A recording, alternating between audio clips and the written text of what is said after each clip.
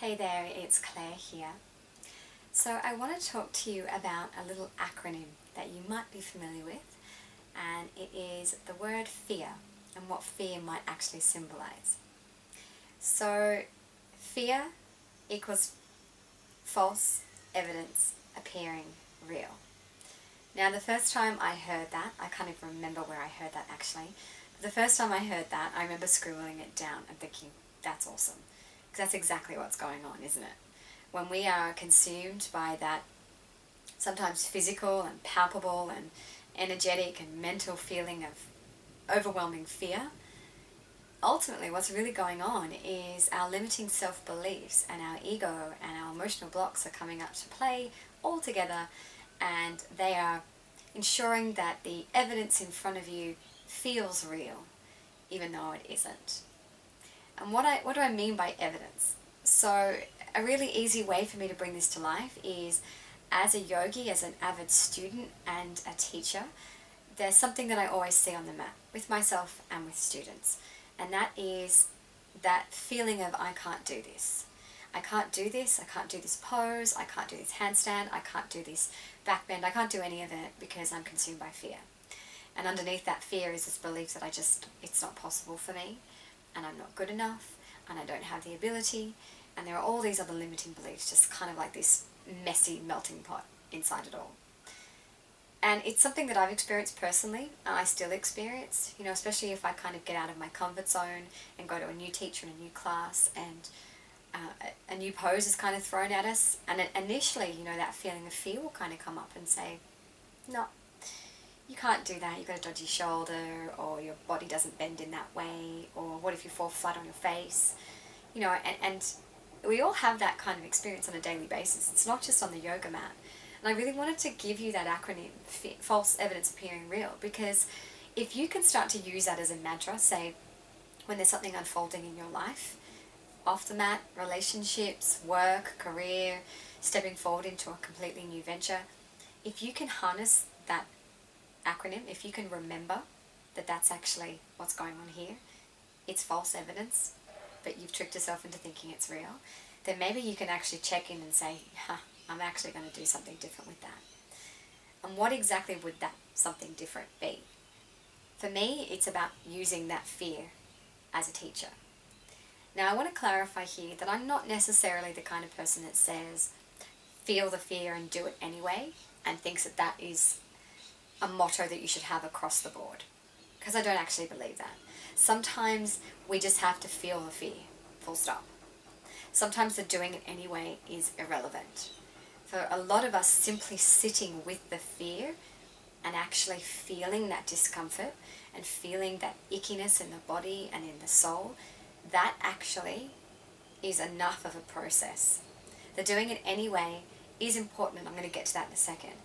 But it's not necessarily the only way forward, and not necessarily the thing that you have to do. There is no have-tos in our life. So I just want to clarify here that simply feeling the fear can be a really potent experience. And the reason I say that is because for most of us, we don't actually feel it.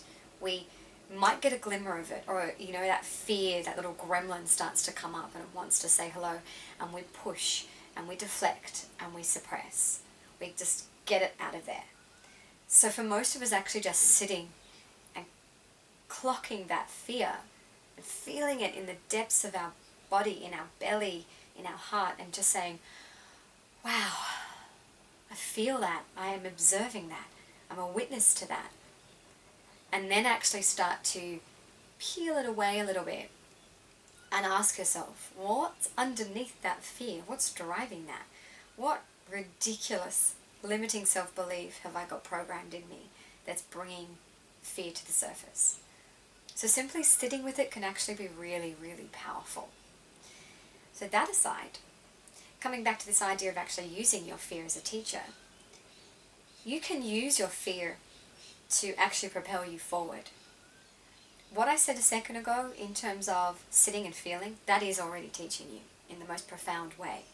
But I'm also talking now about harnessing fear as a teacher to get you to do something outside of your comfort zone that maybe you don't believe you can, but that really you can do it. So coming back to this idea of being on the mat, for example, I remember early on in the days when I was first practicing yoga that I set a little commitment to myself that I was going to feel the fear and I was going to give it a shot anyway. Because I started to realize very quickly that the fear that I was experiencing more than likely was completely unfounded and just based in a whole bunch of limiting self-beliefs that were irrelevant to me. And as I was watching everybody else in the room kick up into handstands and do all sorts of crazy things, I thought, well, what makes me so different that I can't give it a shot? I've got arms and legs. So that's that. That's me going, all right, fear, you and I, let's get cozy here. Let's do this together. I'm actually going to use the energy, the fire of that fear to actually propel me forward. I'm going to use that fear like it was lighting up a bubbling cauldron, and that cauldron is just the energy that I need to harness to be able to do that handstand, or to talk to that person, or to send that email, or to do whatever it is that I need to do. So I want to inspire you to not come from this hardline approach of feel the fear and do it anyway, but to first see that it's false. It's not real. It appears that way, but like most things, it's not real. So that's, your intellectual brain kicking in and going, okay, I get that. Then allow your essence to kind of come in and harness that truth. And then let go of the hard edge of I'm just going to push through and do it. And sit there and feel the fear for a moment. And then if you still feel called, if it still feels right for you, you still have a desire to do what you want to do what's been presented to you, then go forward, using that fear as the fire, as the fuel, so you can burn through that experience and you can really dive into it. So I'd love to hear from you. False evidence appearing real. Does this resonate with you? Do you see this and experience this in your life quite a lot? And if so, what have been your tools and tactics to move forward despite that fear? Or if you haven't been able to move forward, what's kind of going on for you when it comes to fear? I would love to hear from you. Jump down into the comments below. Let me know your thoughts. And until next time, so much love to you. Okay, bye.